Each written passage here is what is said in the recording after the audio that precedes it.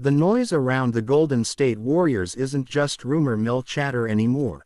It feels like the early tremor before a potential earthquake that could reshape the entire Western Conference. Something is brewing. Something big, something expensive, and something that could either revive a dynasty or officially signal its last reckless gamble. The whispers have been growing louder.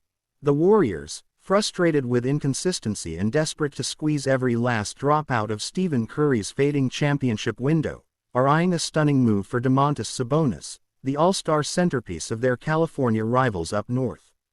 And the price being talked about isn't small.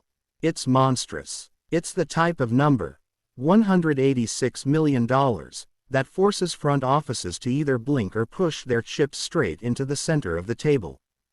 Golden State seems ready to push. The connection between Sabonis and Golden State makes more sense the deeper you look. The Warriors' offense has always thrived on movement, timing, screening, cutting, an ecosystem powered not just by talent, but by IQ. Sabonis is one of the smartest bigs in the league, a post hub who sees the floor like a guard, rebounds like a force of nature, and unlocks shooters simply by existing inside the paint. Put him next to Curry. The two-man game becomes a nightmare. Put him next to Draymond. You get dual playmakers who can trigger actions from either elbow. Put him in Kerr's motion system.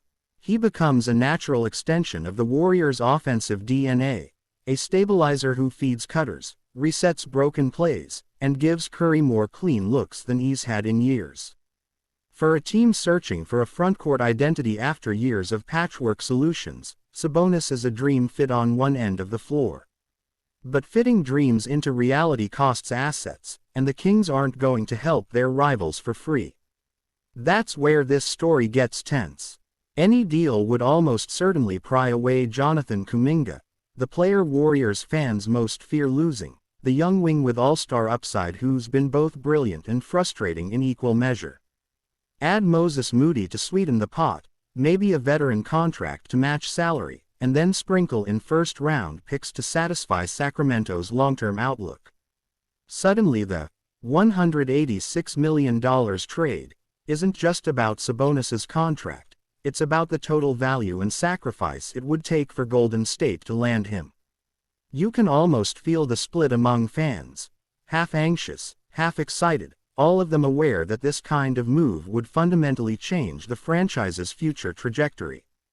There's also the emotional layer, the unspoken admission that the Warriors are done pretending the youth movement meets championship window hybrid can work.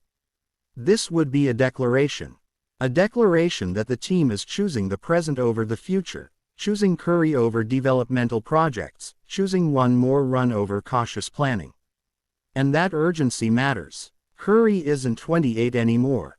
Draymond isn't the switch-everything monster he once was. Klay's future is uncertain. You don't get many chances to squeeze another title out of a broken timeline.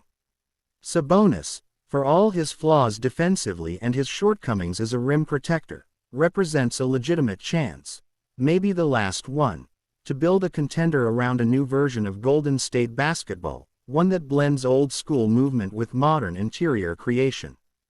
But there's a reason this potential trade feels like a high-wire act. As brilliant as Sabonis is on offense, he isn't the defensive anchor many believed the Warriors have needed since the dynasty's prime. He's not Anthony Davis, not a Gobert, not a Jaren Jackson Jr. He struggles in space, doesn't block shots at a high rate, and requires smart schemes to hide weaknesses. The Warriors, even with Draymond's IQ, would need to overhaul their defensive identity to make this work. And anytime you reshape a system around one player, especially one with this contract number, you're gambling. High reward, yes, but also high risk. And then there's the Kings. Trading Sabonis would mean accepting a partial rebuild, resetting expectations, and swallowing the bitter pill of sending their franchise center to a division rival. So if they do it, it won't be out of kindness, it will be because Golden State overwhelms them with a package too good to refuse. That's where the curiosity really spikes. What would the Warriors be willing to surrender? And could they stomach the backlash if it backfires? NBA history is filled with super trades that ended dynasties rather than saving them. Still, the idea refuses to die. It lingers. It floats around league insiders, bouncing between reporters, popping up in analytical podcasts, sliding into late-night rumor threads. Because deep down, everyone knows this: the Warriors need something. Something real, something powerful, something that changes the math. Sabonis does that, and in a strange way, the Kings, reeling, questioning direction, reevaluating their core, might actually be positioned to listen. All of this builds a sense of anticipation. Like standing at the edge of a cliff, not knowing whether the wind will push you forward or pull you back. If the Warriors make this move, the NBA landscape shifts instantly. If they don't, the whispers of hesitation will only get louder.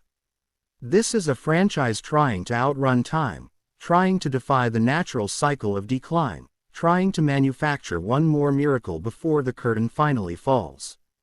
Trade or no trade, one thing is certain: this story isn't cooling down. It's heating up. It's becoming the subplot of the early season. And it might end up being the biggest gamble of Stephen Curry's career.